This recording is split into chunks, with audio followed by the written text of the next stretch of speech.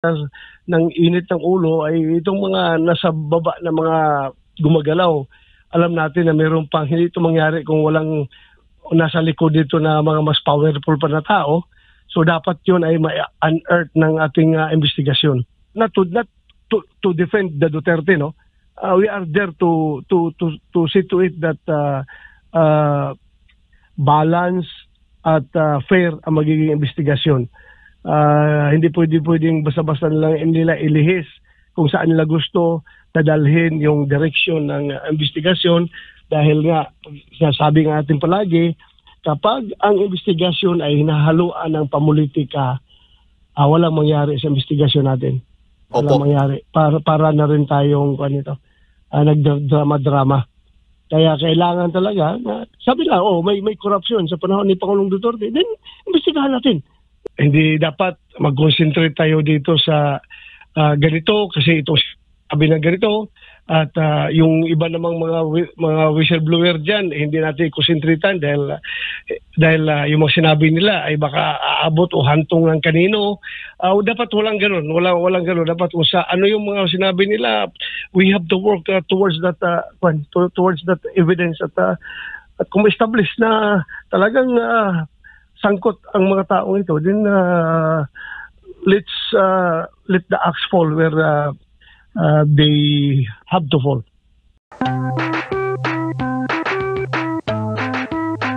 Ang ating mga kababayan dyan po sa Davao, pwede ho ba ninyong pakikwentuhan ninyo kami at ano ho bang masasabi po ninyo sa response ng ating mga kababayan laban dito sa korupsyon ng ating bansa?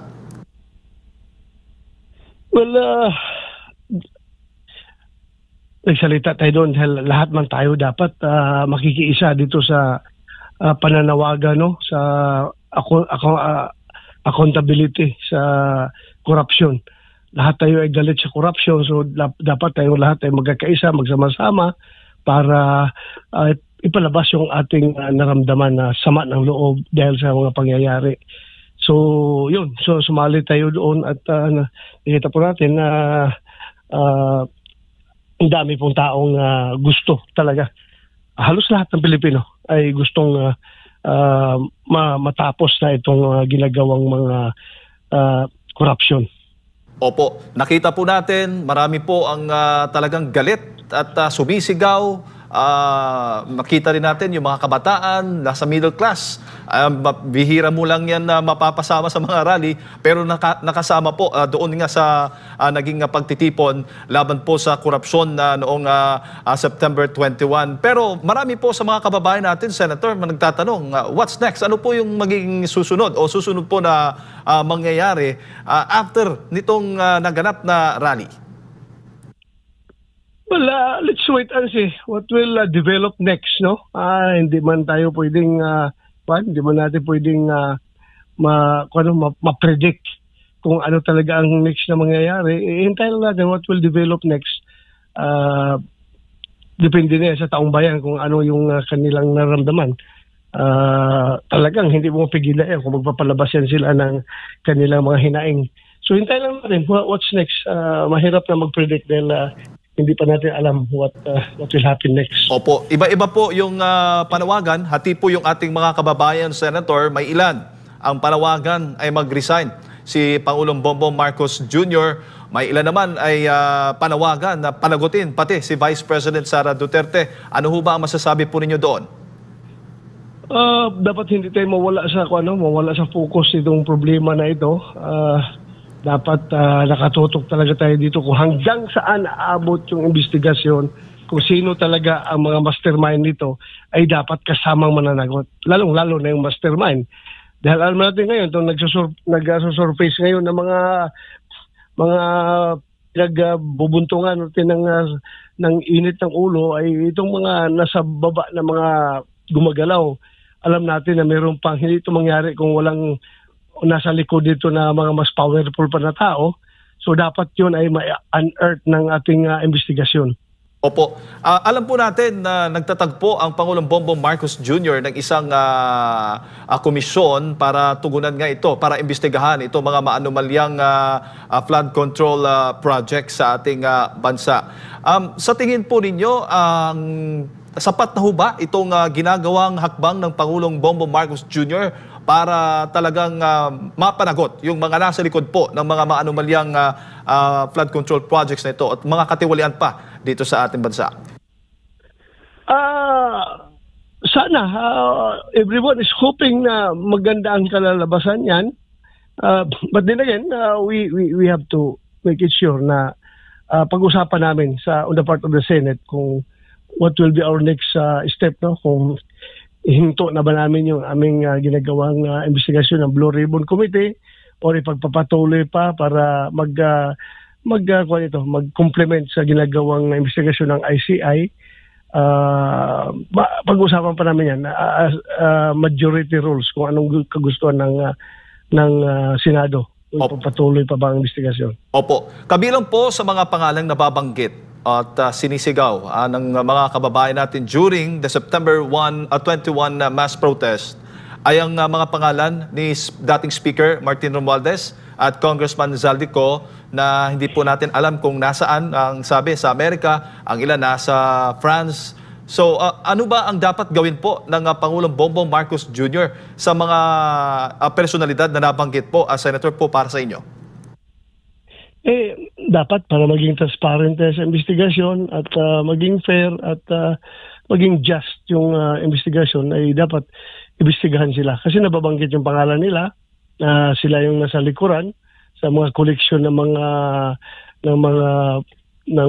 SOP ng pera galing doon sa baba.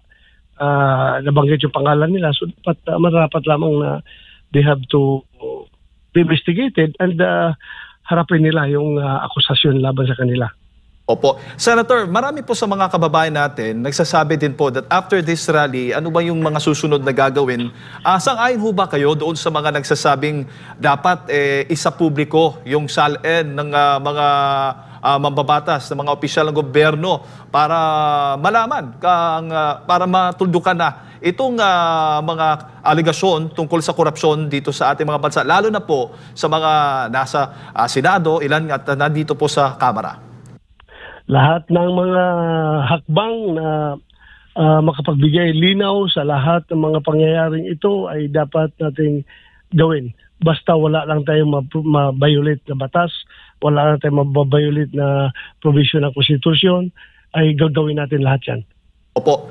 Senator, nagpapatuloy. Mamaya, kung hindi ako nagkakamali, ay magkakaroon po muli ng investigasyon ang Senate Blue Ribbon Committee. At alam ko, kasama po kayo doon sa mga dadalo para po sa investigasyon ito sa lahat po ng mga nasa likod ng maanumalyang flood control projects.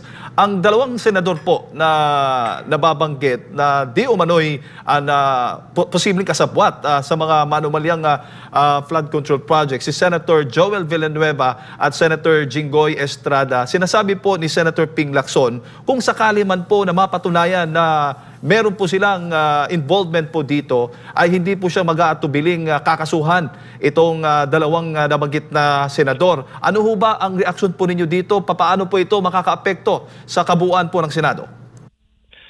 Well, as I've said, we have to work where the evidence lead us to.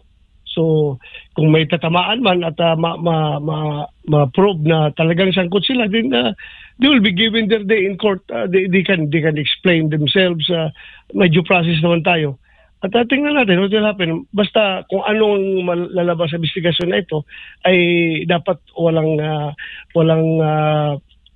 papanigan, walang kikilingan. Hindi dapat mag-concentrate tayo dito sa ganito kasi ito sabi na ganito at yung iba namang mga whistleblower dyan hindi natin konsentritan dahil yung mga sinabi nila ay baka aabot o hantong ng kanino. Dapat walang ganun, walang ganun. Dapat sa ano yung mga sinabi nila, we have to work towards that evidence at kung establish na talagang sangkot ang mga taong ito, then let the axe fall where they have to fall. Opo. Si Senator Marcoleta ay gustong gawing state witness, itong isalalim sa Witness Protection Program nga, itong mga diskaya na kabilang nga po sa mga contractor na resource persons po ninyo sa investigasyon dyan sa Senate Blue Ribbon Committee. Si Senator Ping Lacson naman, itong si Bryce Hernandez, kung hindi ako nagkakamali, ano bang, kayo ho ba kung kayo tatanungin, sino ho ba ang dapat gawing state witness? Itong si Bryce Hernandez, Engineer Bryce Hernandez, itong mga diskaya? Well, lahat naman sila. Both of them mayroong mabibigat na akusasyon at in the determination of the committee na talagang may weight yung mga sinasabi nila, then both of them can be placed under the witness protection program. Para fair tayo dahil lahat naman sila gusto mag-cooperate. Gusto lang they want to spill the beans, and both of them are starting to spill the beans. So dapat lang na pangalagaan yung dalawang mga witness na yan, kung if they qualify for a state witness to become a state witness. Po, bago ko lang ipasa kay partner MJ, yung qualification ng pagiging state witness, Senator, kabilang ho ba yung pag-surrender ng lahat ng mga yaman ba nila? Yung nakuha nilang yaman dahil sa pagka-contractor nila dito nga sa kanilang negosyo? Napag-usapan na yan sa plenaryo, no? Na hindi yan kailangan base sa batas. Hindi kailangan yung restitution, yung pagsasauli ng mga nakaw na yaman. Hindi yan. Kahit na sabihin mong goodwill, kailangan may goodwill siya na isauli. Wala po yan. Hindi po na yan nakalagay sa batas. So, sundin natin kung ano nakalagay sa batas. Kung magko-qualify siya based doon sa batas, may legal basis na dapat siyang isa ilalim sa Witness Protection Program at makikinabang ang gobyerno dito sa kanilang pagiging witness, then nararapat lamang na gawin natin silang state witness. Sen, may buntag. Si MJ po ito, sir.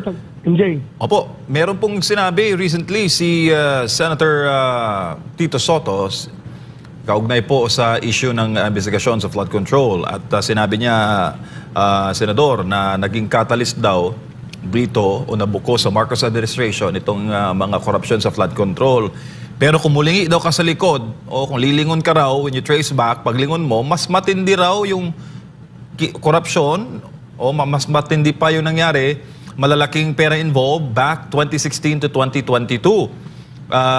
Si Senator Mark Villar po, ang Public Works Secretary ng former President Duterte. Do you think will it affect, sir, the unity ng sinasabi nilang Senate majority kapag itong issue na to ang siyang susundan ni SP Soto? Well, that would become a personal issue of Senator Mark Villar, no? So hindi natin siya pwede pangungunahan dyan kung anong pakiramdam niya tungkol dyan. Magiging personal na sa kanya yan dahil nga kung sasabihin gano'n at ma-involve yung kanyang pangalan, personal na po na issue yan para sa kanya. Basta sana kung tayo mag-akusa, meron tayong resibo. Tingnan natin, ipakita natin yung resibo na kung meron siyang hawak na resibo para malaman natin kung mas talamak ba talaga ang korupsyon sa panahon ni Pangulong Duterte dahil pwede naman malalaking transaksyon pero malinis ang implementasyon.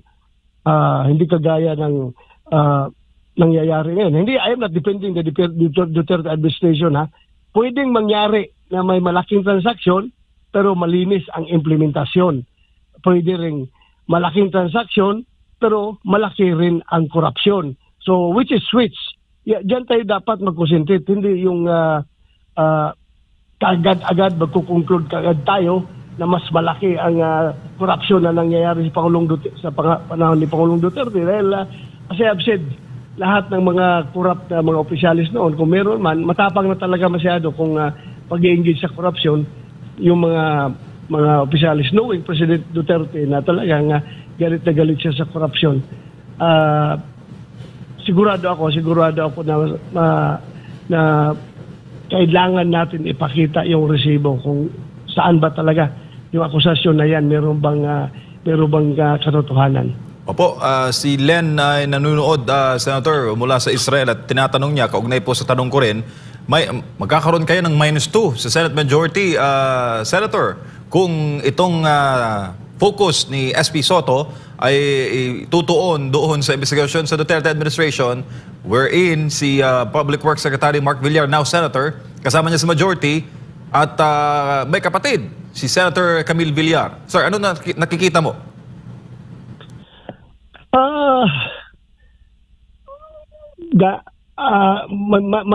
Minus sa minority o majority? Majority, sir. Majority.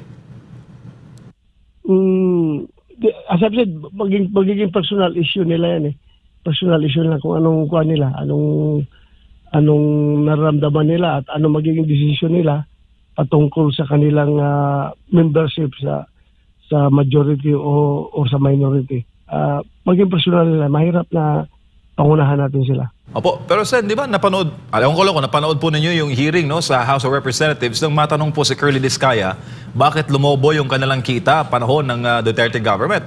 At nabanggit po ni Curly Discaya noon na wala naman po nanghihingi nung panahon ng Duterte government sa kanila. Anong masasabi mo dyan, Senator? Most likely. Kasi coming from the horse's mouth, sabi nila na gano'n, then most likely silang involved eh. Silang involved dyan at sila makapagsasabi kung ano ba talaga ang totoo. Knowing sa panahon ngayon na nagigipit na sila, di ba? They have to tell all anong dapat nilang sabihin na katotohanan, ilabas na nila. Opo, kaugnay pa rin sa mga Diskaya, sinabi po recently, Senator, ni Manong Chavit Singson, na itong mga Diskaya pala ang mga kontraktor sa mga proyekto sa Ilocos Norte. Anong masasabi mo doon, Senator? Well, kasama dapat sa investigahan yan. Dahil yun na, involved naman ang mga Diskaya. But then, it's too early for us to conclude na mayroong corruption na nangyayari dito dahil nga wala pa tayong resibo. Ang resibo lang natin, yung sinabi ni Manong Chavit na maraming Diskaya projects doon. Mayroong projects doon sa Ilocos Norte na ang nag-implementa ay ang mga Diskaya. So, tingnan natin kung may corruption doon sa mga projects na yon. Kung wala namang corruption, so wala pong problema. Pero kung meron at malalaki, ay the more na imbestigahan natin yan. Opo, Senator, kaugnay naman sa ICC case, may bago pong update mula po sa International Criminal Court and yung ICC prosecutors formally kinasuhan po si FPRD ng 3 counts ng murder as of September 2022. Kaugnay po sa sinasabi nilang EJK na sali doon sa unang count yung kanyang panahon as Davao City Mayor at yung paghahabol sa ikalawang count yung sa high value targets at yung count 3 yung sa issue po ng laban kontra illegal na droga sa panahon niya bilang presidente ng Pilipinas. Anong masasabi mo po dito, sir? Well, we expect that to happen dahil they're moving heaven and earth, para talagang madiin si Pangulong Duterte. Expected na natin yan. At kaya naman yan na dipinsahan ni Pangulong Duterte yung mga akusasyon na yan. Alam mo, yung mga ebidensya na yan, nakalap yan dahil sa pagsusumikap ni Speaker Romualdez at ni Saldico. Sila talagang nasa likuran ng pagpatakbo ng investigasyon, pagpapapasok sa ICC dito sa Pilipinas. Kahit sinasabi natin na walang jurisdiction ng ICC, pero still sila ang nag-entertain. Doon pa nila pinapa-check-in sa hotel ni Saldico, sa Maidas Hotel sa Pasay. At kung lipat-lipat man nila, ay sila po ang gumagasto. At yung mga tao na yan ay talagang with full may security na, full, maganda accommodation pa. At yung mga pulis na gusto nilang bumaligtad ay maraming offer po, unlimited po. At alam natin na ito pala kaya pala ang dami-dami lang pera na para panghabol kay Pangulong Duterte. Yun pala galing pala dito sa mga ghost projects na ito. Nakakalungkot po. Hinahabol nila yung taong nagtatrabaho lang para sa bayan at ang pangdidiinan lang ng husto gamit ang perang questionable. So sige lang, everything will fall into its right place. Opo, first time namin yung marinig na Angulo, Senador. Pero ito nakikita ngayon na nadidiin at tinahanap sa Pilipinas si Congressman Zaldico at nag-resign sa pwesto si Speaker Martin Romualdez dahil nga sa matinding pressure. Ito ba ay para sa inyo, poetic justice para po sa dating presidente ng Pilipinas? Partially. It can be considered as poetic justice, pero hindi pa talaga total poetic justice yan dahil kulang pa. Opo, at Senator, dihagikan si VP Sara niaging adlaw.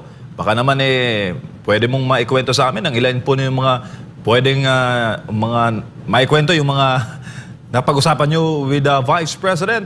Tatlo lang tayo nakakarinig ngayon, sir, sa ating pong broadcast. Puro casual lang. Casual lang. Casual talks lang. Nothing political. Casual lang. Dumaan lang sa opisina ko at hi, hello. Kwentuhan kami ni Senator Aimee at humabol si Senator Bongo. Yan, nagkukwentuhan lang kami doon sa opisina. Oo, at may nagkwento na ang tawag daw sa inyo, kahit daw kayo ang minorya sa Senado, pero kayo naman daw ang People's Majority, Senator.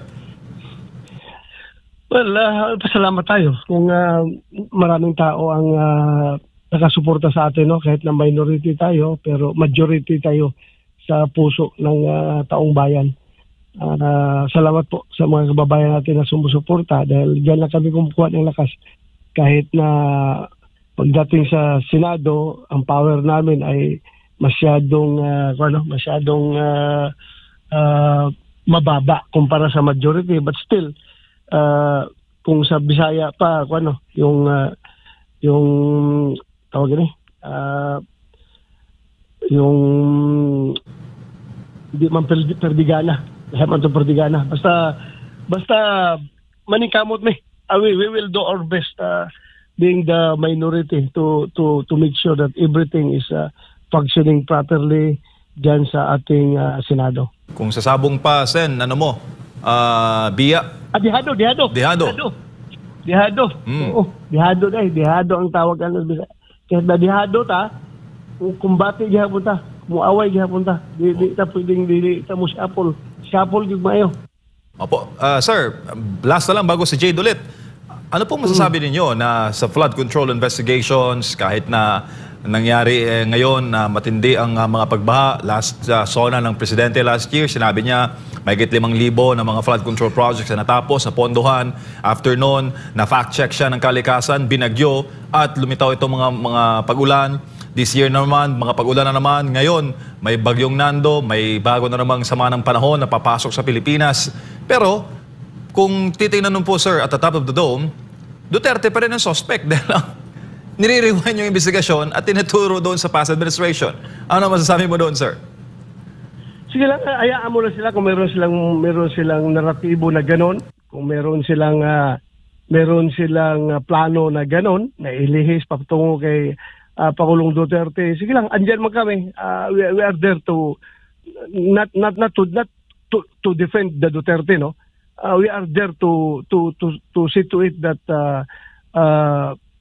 balance at fair ang magiging investigasyon.